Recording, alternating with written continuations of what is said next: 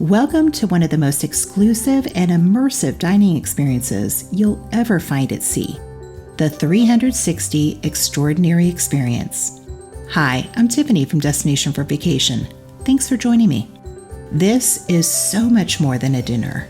It's intended to be a journey, one that awakens all 5 of your senses and transports you across the Mediterranean, all without ever leaving your seat. Guests are immersed in stunning destinations using 4K cinematography, sounds, and storytelling, all while sampling the local wines and specialty dishes of Greece, Italy, Spain, and France. It's narrated by actress Brooke Shields, who portrays a Princess Cruise passenger recalling her adventures during a culinary voyage across the Mediterranean. This experience is currently only available on 2 ships in Princess's fleet, Discovery Princess and Enchanted Princess. During our sailing, there were 2 seatings each night, with only 20 guests per seating. So, as you can imagine, guests were lavished with personalized attention throughout the hour-and-a-half experience. Now, before we proceed, know that this video provides an in-depth look at the specific dishes and visuals of the 360 experience I had on board a recent sailing with Discovery Princess. So, if you prefer to be surprised, then it's probably best to stop this video here. However, if you want to see and hear why I think this experience is well worth the hefty $149 per person price tag, even though I didn't find the taste of the food to be particularly noteworthy, then let's continue. Our experience started off near the piazza, where we were warmly welcomed with the delicious 360 cocktail, a vibrant aqua blue delight crafted from a blend of blue curacao, vodka, Riesling wine, apple syrup, and pear puree. This visually striking cocktail is a very fitting introduction to the vibrant experience that awaited us. We weren't there very long before 2 violinists arrived to escort our group through the Catch by Rudy's specialty dining restaurant, all the way to the back, where we were welcomed into the world of 360 through a discreet entrance. No grand doorway, just a private invitation into something truly unique. Once inside, guests are seated in a circular room surrounded by 360 degrees of seamless LED screens. This is where the magic happens, with each guest made to feel like an honored traveler. The lights dim, and the journey of all 5 senses begins. Our first destination? Greece. And what better way to celebrate the start of this special event than with a little plate smashing? As a reward, here comes your second cocktail, the Santorini, a highly addictive mix of Greek mastika with rosemary syrup, vodka, and watermelon and basil scents. I could have sipped this cocktail all night long. As you learn the importance of olive oil in the Greek culture, you'll be served your first course, marinated Greek Kalamata olives with freshly baked mini pita bread, olive oil, and tzatziki sauce. This course failed to impress me. Instead of being soft and pillowy, the pita bread was very difficult to bite into, reminding me a bit of a stale cracker. The olives and oil were fine, but no better than what you typically buy at home. And the tzatziki sauce didn't really have a lot of flavor. So, I'd give this course 2 stars out of 5. Then we were transported to a quaint harbor in Greece, where we learned about fishing traditions. It was time for our second course, grilled octopus. When octopus is grilled over a wood fire, it can taste almost magical. But for me, this course also missed the mark. My octopus needed a bit more char to enhance its texture and flavor. It wasn't bad, but I've had a lot better. I'd give this course 3 stars out of 5. Next, we got on our little Vespas and journeyed to Italy's Amalfi Coast, where we were served a lovely white wine grown in the shadow of Mount Vesuvius, with a name that directly translates to the Tears of Christ.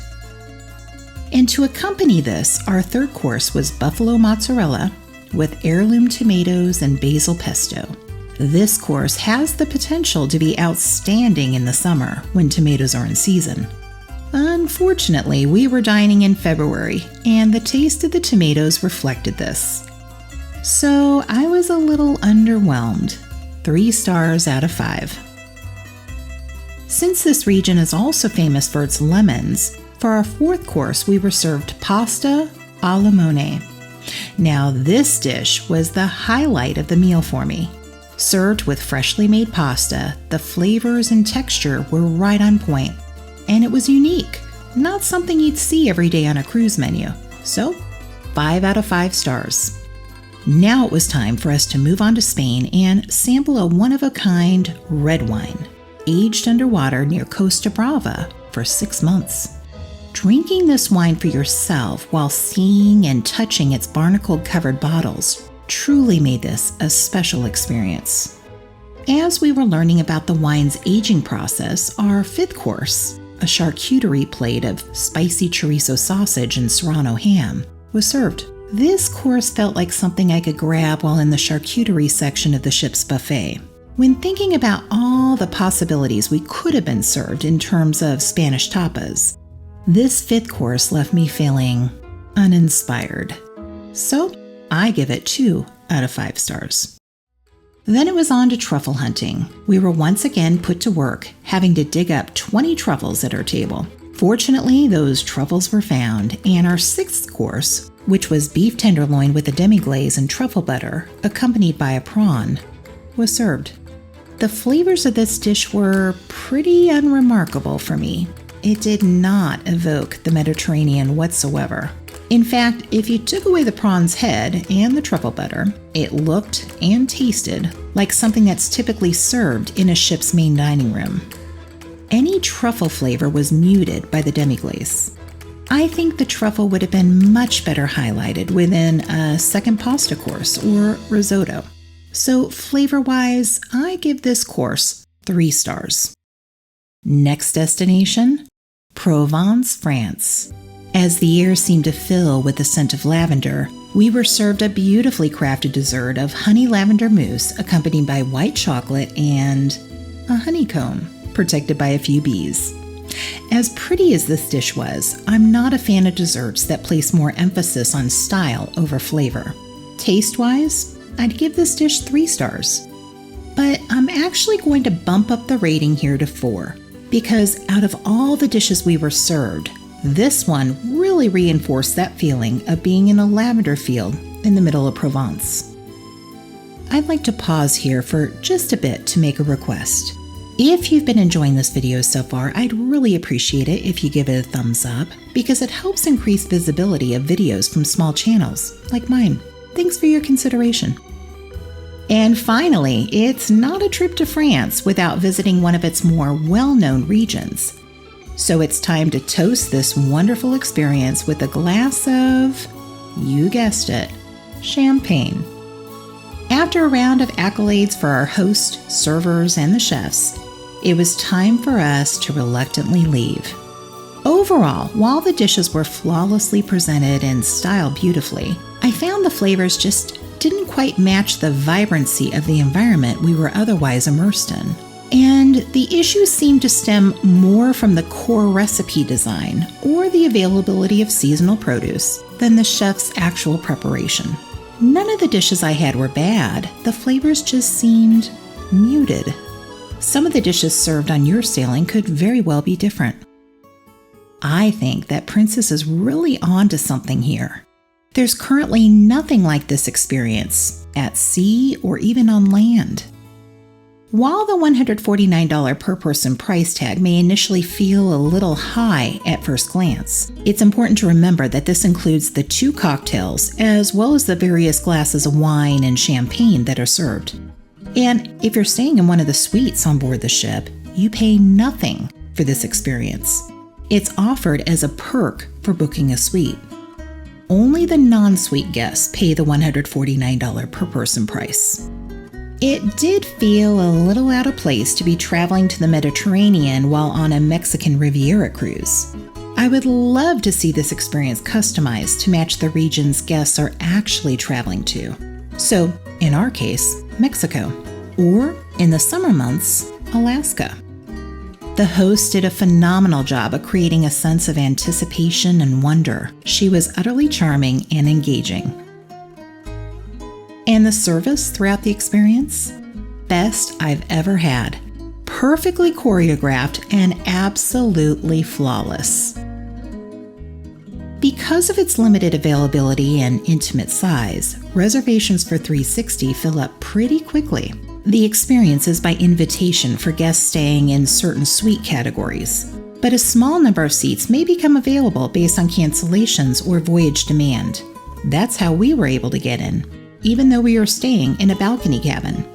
About a week before our sailing, I checked online to see if any seats were available, and there were a few seats for the last night of our voyage, which I immediately booked.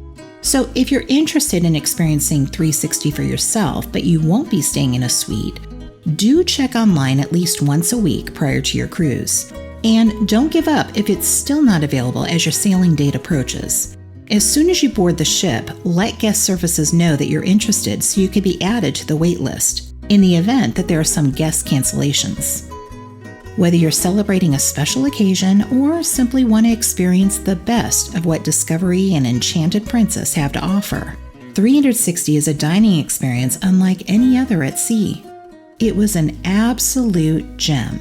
So unique, so immersive, and that's why I recommend it. I would 100% book this experience again. Thanks for watching. I hope you can join me again soon in one of these videos. Until then, here's hoping that your next adventure is just around the corner.